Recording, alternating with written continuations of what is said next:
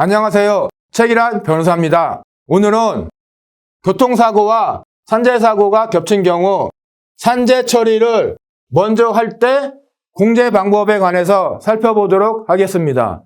구독, 좋아요, 알림 설정 부탁드립니다. 교통사고와 산재사고가 겹친 사고 유형에는 예를 들면 출근 중 사고, 작업 중 사고 또는 출장 중 사고가 그러한 유형의 사고에 해당이 됩니다. 그와 같이 교통사고와 산재사고가 겹친 사고에 있어서는 먼저 산재 처리를 해서 근로복지공단으로부터 요양급여, 휴업급여, 장애급여, 유족급여, 장의비를 받은 후 보험 처리를 해서 가해차량 보험회사로부터 위자료 및 초과 일시이익 손해를 보상받는 것이 피해자에게 가장 유리한 보상 방법이 됩니다. 먼저 산재 처리를 하게 되면 근로복지공단으로부터 요양급여, 휴업급여, 장애급여를 받게 됩니다. 그리고 난 후 가해차량 보험회사로부터 보상을 받을 항목은 치료비, 휴업손해, 일시이익, 위자료 이와 같은 항목들이 됩니다. 먼저 산재 처리를 하면 이와 같이 요양급여, 휴업급여, 장애급여를 받았죠.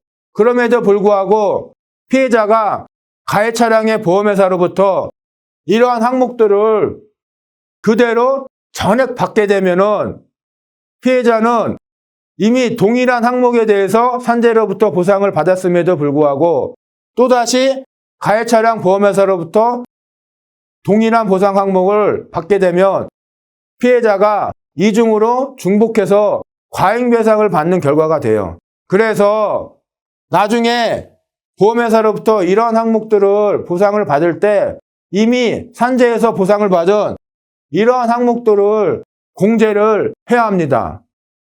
그런데 문제는 과연 어떻게 공제할 것인가? 그러한 문제점들이 보상 실무에서 자주 대두가 되고 있습니다. 어떻게 공제를 해야 될 것인가? 이에 관해서는 두 가지 견해가 존재합니다. 하나는 전액 공제설이고 다른 하나는 항목별 공제설입니다. 전액 공제설은 무엇이냐면 그냥 단순하게 보험회사로부터 받을 이와 같은 항목들의 총 합계액에서 기존에 근로복지공단으로부터 받은 이러한 급여들의 총 금액을 빼는 겁니다. 즉, 총 금액에서 총 금액을 뺀 나머지만 피해자에게 보상을 하면 된다. 그런 입장이 전액 공제설의 입장입니다. 이런 것이 보험회사의 주장이기도 합니다. 그러면 항목별 공제설은 뭐냐? 항목별 공제설은 이와 같이 단순하게 총 합계액에서 총 합계액을 빼는 것이 아니라 상호 대응되는 동일한 성질의 보상 항목에 대해서만 공제를 해야 된다. 그런 입장입니다. 즉, 요양급여는 치료비와 동일한 성질의 보상 항목이에요. 휴업급여는 휴업손해와 동일한 성질의 보상 항목이고요. 장애급여는 일시이익과 동일한 성질의 보상 항목입니다. 그래서 항목별 공제설에서는 요양급여는 동일한 성질의 보상 항목인 치료비에서만 공제를 해야 되고 휴업급여는 휴업손해에 대해서만 공제를 해야 되고 장애급여는 일시이익에 대해서만 공제를 해야 된다는 입장이에요.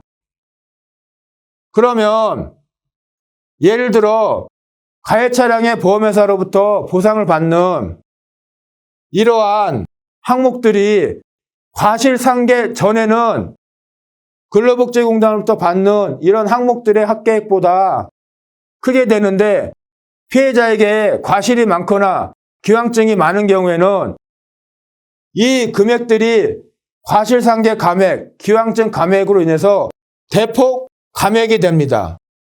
그러면은 이 금액들이 이 금액보다 작거나 또는 그 차이가 별로 안 날 수도 있어요. 그렇게 되면 만약에 장애급여가 일시이익보다 더 커지는 수도 있어요. 그래서 일시이기에서 장애급여를 공제하면 공제되지 않는 초과 장애급여가 발생할 수도 있습니다. 그런 경우에 보험회사는 이 초과 장애급여를 위자료 해서 공제해야 된다거나 아니면 다른 보상 항목인 휴업순에서 공제해야 된다고 주장해요. 그러나 법원은 항목별 공제를 취하는 입장이기 때문에 상호 대응되는 동일한 성질의 보상 항목끼리에 대해서만 공제를 해야 되고 공제되지 못하고 남은 금액은 그냥 근로복지공단이 부담하는 걸로 그렇게 판결을 하고 있어요. 따라서 만약 피해자가 교통사고이자 산재사고로 상해를 입고 영구장애가 남거나 또는 중상해 사고, 사망사고인 경우에는 이와 같은 공제 방식의 차이 때문에 보험회사와 약관 기준으로 합의하시는 게 아니라 먼저 산재 처리를 한 후 남은 위자료 및 초과 일시이익손해 또는 휴업손해 등에 대해서 반드시 소송을 제기해서 법원이 취하고 있는 항목별 공제설에 따른 판결로서 보상을 받는 것이 피해자에게 가장 유리한 보상이 됩니다. 예, 이상입니다. 오늘 영상을 시청해 주셔서 감사합니다.